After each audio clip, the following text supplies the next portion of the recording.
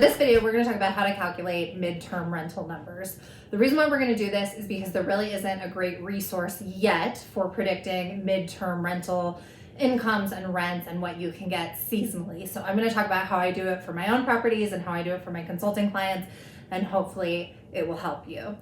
Let's talk about some of the tools that I'll be using for that, because I want you to be familiar with these products. You probably already are, but just in case you're not, I'm going to cobble together these numbers through a mix of looking at AirDNA, which is a great data source for short-term rentals. So if you're thinking about buying an Airbnb property, AirDNA has really good information on that. I am going to look at Rentometer, so Rentometer.com, for my long-term rents, because that's where I would start for a long-term client to help them figure out their information. And then I'm going to talk about how you would look at your competition on Furnished Finder and Airbnb and compare your properties and what you should be seeing if you are pricing correctly. Just so you know, I'm Erin Spradlin. I'm out of Denver and Colorado Springs. That's where the majority of my clients are, although my consulting clients are nationwide. If you like the content on this channel, please like and subscribe. It will help other people like you find content like this. Thank you. So the first tool that you're going to use is AirDNA if you have access to their paid account, or your real estate agent does, or you know someone that would. If you don't, you can reach out to me and I will work with you on that. But AirDNA will show you seasonality. So the benefit to this is that you can see when there's really a low season or a high season for your rental. AirDNA is obviously for short-term rentals, but in my experience, midterm rentals match AirDNA's performance, because both the short-term renter wants to come in and use the property when the city has its best weather or there's a festival or something. It's the same thing with the midterm renter. Even though the midterm renter is there for longer, it is a workcation, and so they want to use the property when the most is going on, either within the city around them or in the geographic location nearby, like when surfing is hot or when skiing or snowboarding are hot.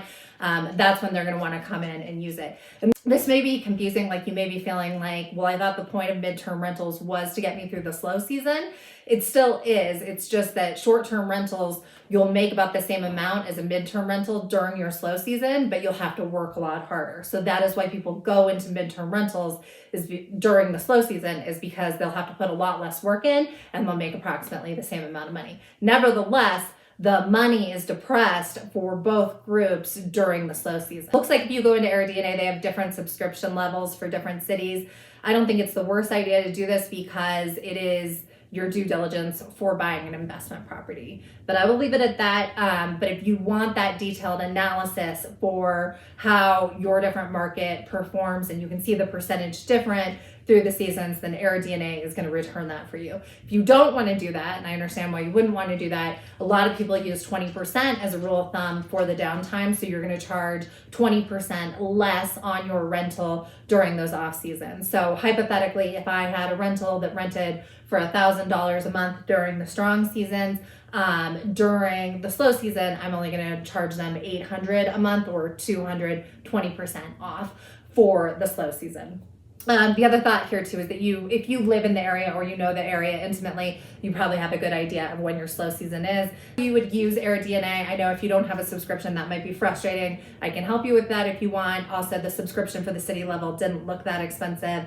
And finally, you might just have an idea of when your slow season is, in which case it's not the worst idea to try a 20% cut on that.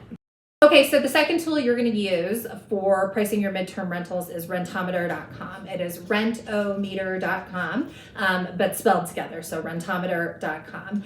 When you get to that website, you will see an option to put in your address, and then you can put in your bed and bath configuration. You can put in whether or not it is an apartment, condo, townhome, or a full house / duplex. You have the option of putting in how many months. I recommend 12 months. So what we are looking at here is the long-term rental to get a baseline. So put in the 12 months, and then you're going to pull that radius as tight as you can. So in some markets, you can do it within a quarter of a mile. Other markets, you might be 2 or 3 miles out. They might try and put a smart radius on it. If they do, just see if you can get it any tighter. If you can't, you'll have to use the smart radius. This should be a free tool, and again, it's a tool meant for long-term rents, but we still look at it when we're trying to calculate our own midterm rentals. Okay, so it will return a number. So you put in that information, bed bath, you try and pull the radius tight, you put in whether or not it's a full property or a condo, townhome, you put in the address and you push the button and it will return for you a median, an average, the lowest quarter percentage, the highest percentage, and you can kind of look in there and decide where you think you should be. If you have the probe report, it will show you the properties it's pulling from, but I really don't think that's necessary for this.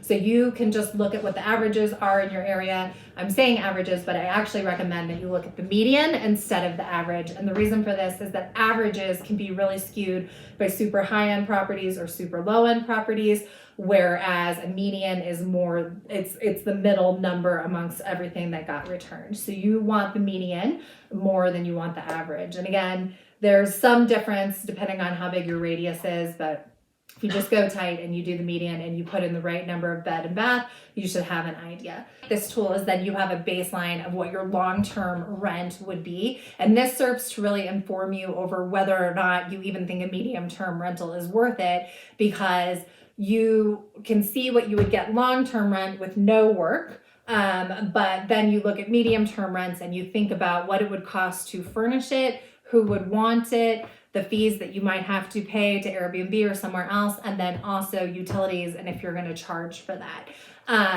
So I like Rentometer in that way because it gives you the baseline and then you're thinking about the extra fees tacked on. So I think a good rule of thumb is to think about it as a 30 to 40% uptick. So if you know that you're going to get $2,100 in rent per month on a property, then you're going to times that by 1.3 or 1.4, and then that will give you an idea of what your medium-term rental could rent for. So in this case, let's look.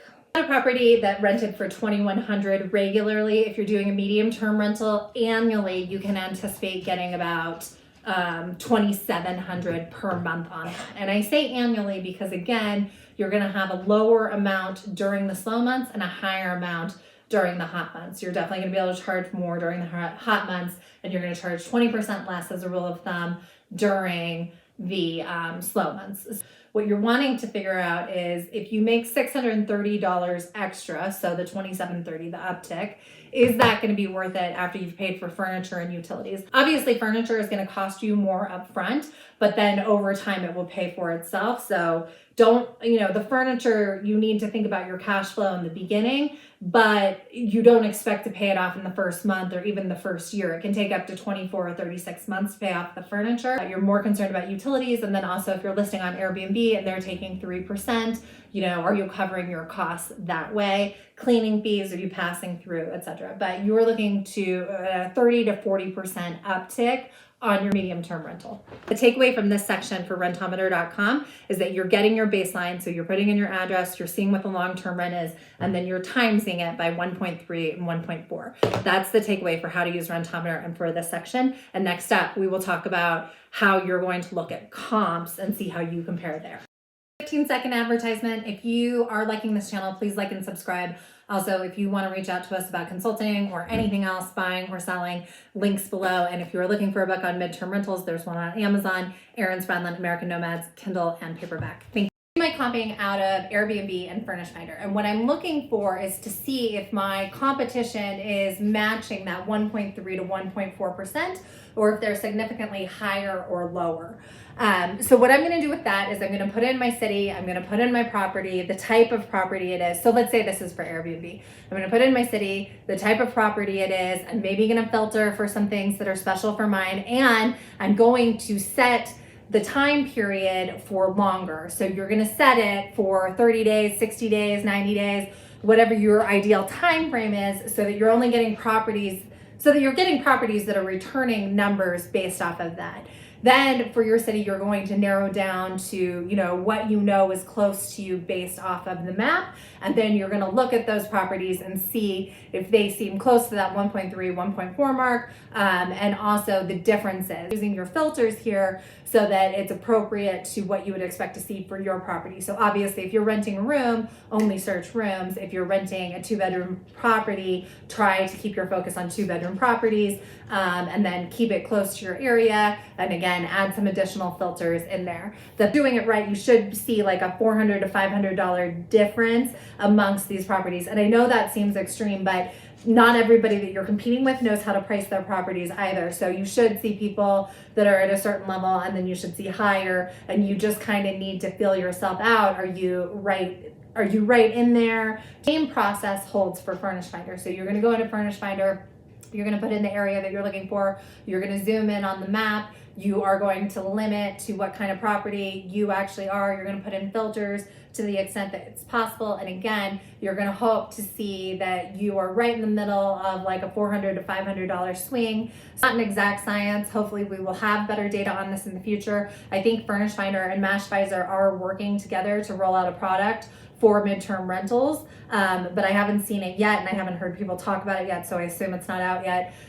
In the meantime, this is a good way to do it in my experience, and it will get you close to what you should expect to get on your returns. Alternative for people that are in the short-term space where the laws have changed, and so now they have all this furniture they don't necessarily want to get rid of. It's also, midterm rentals are also a great option for people that, again, they're going to be slow during the winter, so they might as well figure out what they can make on medium-term rentals. We're looking for a book on midterm rentals. I have one. I sold it. I bought it, I wrote it, I did sell it, and I did buy it, and I did write it. It's Erin Spradlin, American Nomads. It's available on Amazon in Kindle or paperback. Hope that helped. If you like this channel, please like and subscribe. Thanks.